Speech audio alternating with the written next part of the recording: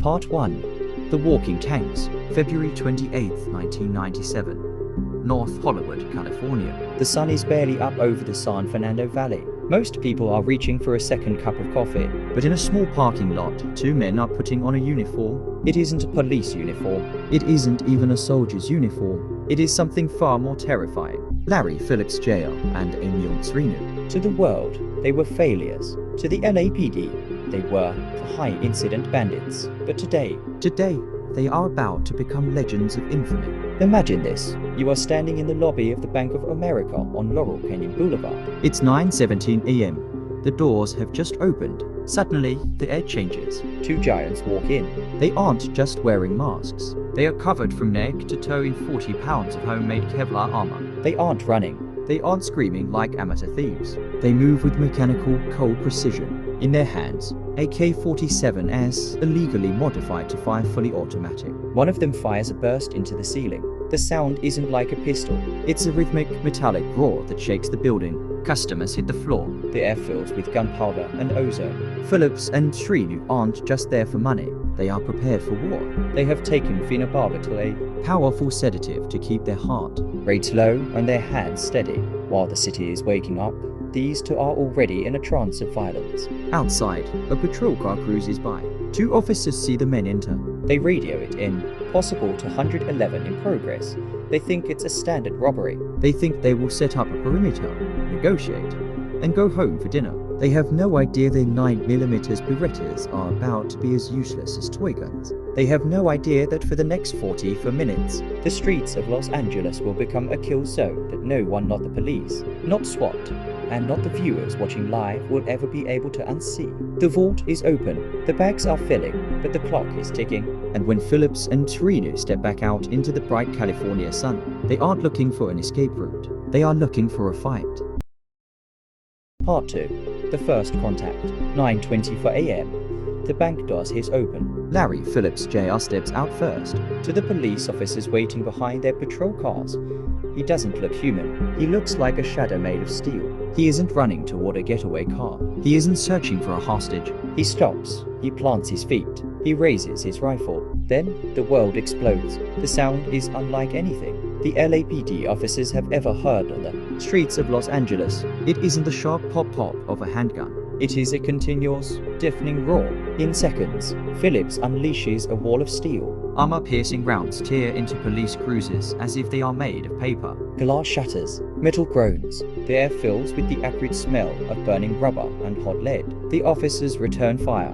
They do exactly what they were trained to do. They aim for center mass. They fire their 9mm Berettas and .38 revolvers. They see their bullets strike Phillips' chest. They see the heavy fabric of his armored suit twitch with impact. But Phillips doesn't fall. He doesn't even flinch. He keeps walking forward, firing from the hip with terrifying calm. It feels like a glitch in reality.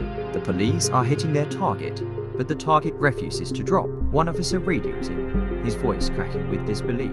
Base, we have nothing that can stop them. Our rounds are bouncing off. Inside the bank's parking lot, Emil Srinu pulls up in their white Chevy Celebrity. He opens the door and steps out, joining the distraction. Now there are two of them. A crossfire of fully automatic gunfire turns Laurel Canyon Blvd into a graveyard of shattered vehicles. Above them, a KTLA News helicopter hovers. The cameraman zooms in. Millions of people at home are now watching war unfold live on television. They see officers crawling behind tires, trying to find cover that barely exists. They see civilians trapped in their cars, caught in a storm of rounds powerful enough to punch through engine blocks. The LAPD is outgunned. They are out-armored. And for the first time in modern American law enforcement, they are truly terrified. The officers face a sickening truth. This isn't just a shootout. It feels like a massacre. Their pistols feel like toys. Their cruisers feel like coffins. And the two men in black armor are only getting started. The first blood has been drawn, but it isn't the robbers. Several officers are already down, bleeding onto the asphalt, while the walking tanks continue their slow, rhythmic advance through the smoke. The call goes out to every unit in the city. This is no longer a robbery. It is an officer-down emergency. Sirens begin to rise in the distance, and a dark question hangs in the air. How do you stop something that doesn't seem to feel pain? The scene on Laurel Canyon Blvd is a nightmare. More than 200 officers have arrived, but they are all pinned down. Every time a policeman tries to peek from behind a car, a hail of armor-piercing bullets forces them back.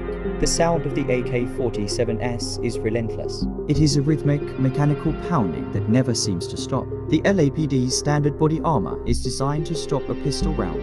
Against the high-incident bandits, it is useless. The officers feel naked. They are watching their friends get hit, Watching the asphalt kick up around them, and they know one more inch, and they are dead. then, The unthinkable happens. desperate and bleeding, several officers realize they cannot wait for the SWAT teams. They need firepower, and they need it now. In a move that sounds like a Hollywood script, a group of officers runs across the street, not away from the danger, but into a local gun store called B&B Sales. They burst through the doors. They aren't there to make an arrest. They are there to requisition weapons. They grab semi-automatic rifles and crates of ammunition from the shelves. They are literally arming themselves at a retail store just to stay alive. Meanwhile, the walking Chanks are splitting up. Philip stays near the getaway car, a human turret providing cover fire. Srinu tries to drive the white Chevy Celebrity out of the parking lot, but the tires have been shredded. He is trapped in a metal box that is being hammered by hundreds of police rounds. The chaos is absolute.